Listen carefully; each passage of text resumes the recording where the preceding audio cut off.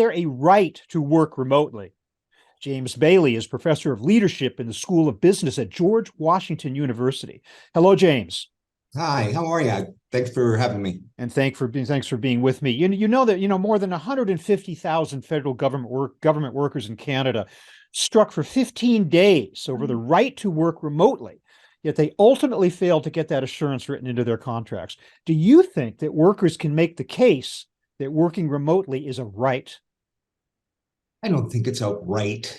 It's a privilege. You work based on where your employer needs you to work. So if your employer needs you in San Francisco, you don't have a right to work from Kansas City. And so no, I don't believe there's a right there. Can it be negotiated with given employees, or excuse me, employers? Absolutely. But in terms of a right, something inalienable, something written into the Constitution of the employee, no, absolutely not. At the risk of putting words into your mouth, do you think that the pandemic maybe spoiled workers a little bit? Who came home and Yes, I do. I think it spoiled them a lot. I think a couple things are happening right now is that a lot of people are wanting to go back to the office. They found out that the chimera that they thought they'd discovered at home just wasn't true. It wasn't as good as they thought it was. But yeah, then there is that spoil part, right? It's waking up at 8:25 and pulling on a polo shirt and Mhm. and leaving your pajama bottoms on and acting like you're a professional. And so Yeah, work just wasn't as much work. Also, all those little things that make up work, all those things like helping your colleague down the hallway, right. stepping up and giving it a little bit of extra effort. Those things kind of went away. So I think that spoiled people as well. IBM CEO Arvind Krishna previously said a person's career could actually be harmed by being fully remote. Do you agree? Absolutely.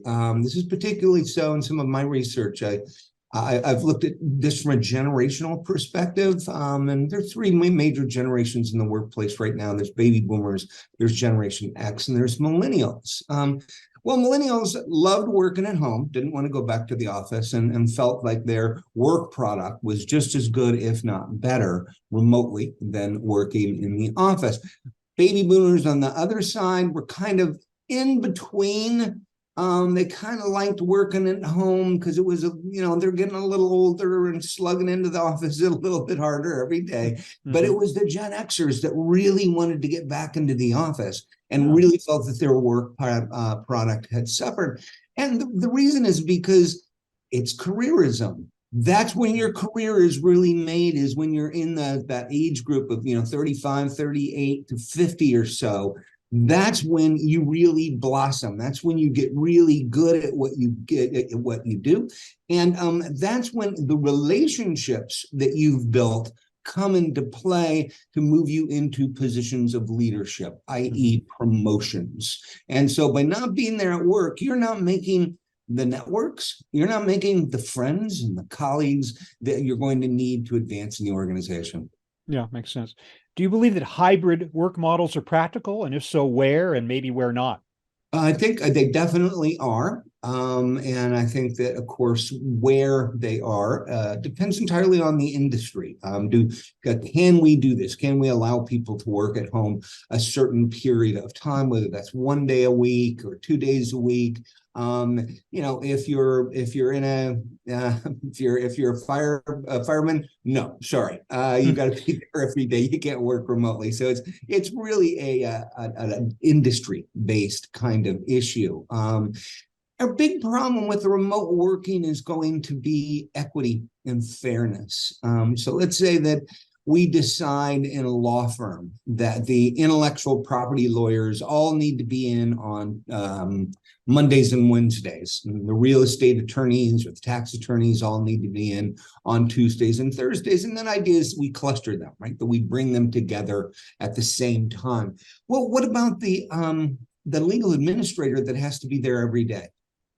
And so there's going to be these equity issues within organizations. Well, wait a minute. Why does that character get to work from home 2 days a week, and I Right. have to be in every day a week? So I think this is going to be a hard one for us to struggle with for an awful long time. Yeah. Is what's fair and what's not fair in this hybrid model. Do you think that some companies kind of undertook a no going back type of strategy by cutting down workspace or reconfiguring workspace to accommodate fewer workers, thereby saving on real estate costs, things like that? And of course, it's very difficult to reverse that decision. Had that happened to any great degree? Yes, to a significant degree. As a matter of fact, I think it's Toronto and Vancouver right now report the lowest office occupancy rates in their history. Wow. And so what has happened is the organizations have done exactly what you suggested. And if you can argue exactly what they should have done, which is reduce expenses when they can. So if they only have 60% of their workforce back, why do they need 100,000 square feet when they could do a 60,000 square feet? And so then they've reduced their costs because they're only having 60% back at any given day. Why wouldn't they do that, right? Why wouldn't they do that to save money? There's two interesting implications to this. One is that, well, are they going to pass those savings on to us? We're the client. At the end of the day, that organization now is paying for 40% less real estate. Let's use the law office, for example, since that was the example I picked up earlier on. Are they going to cut our hourly rates when we need legal services? And the answer to that is no, they're not going to do that, right? Sure. They're going to keep that money themselves in one way, shape, or form.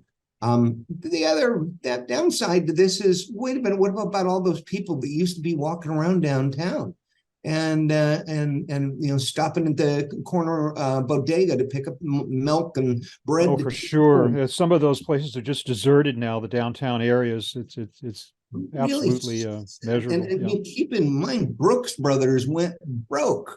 Okay, so here's a 140-year-old organization that relied on street retail. You walked past the stores, you saw something interesting, you came back after work or during your lunch hour and you picked up that tie or that dress shirt. Not to mention business attire generally. I mean, if you're into that type of sales, you're going to.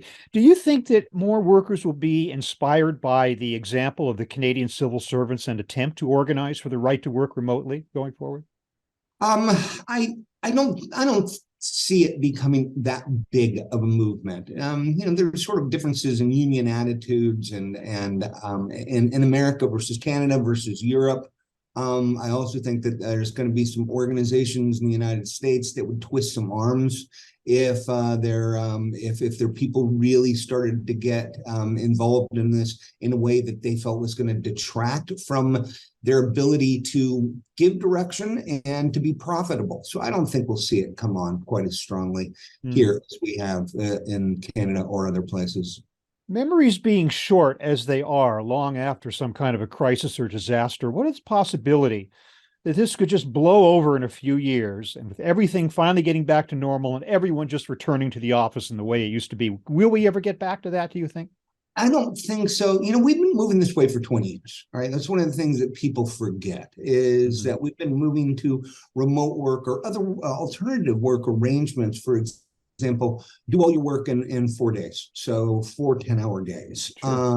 or, just plain out work for product or performance. When you get this done, you're done, go home. And so we've been moving this way for a while. It's just simply got accelerated by the pandemic and accelerated in a big way. So no, I don't think it's going to go away, but it's not, there's definitely going to be a swing back to the way that it was, but it'll never be quite exactly the way that it was.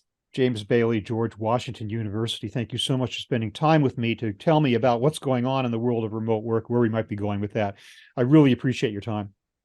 My pleasure.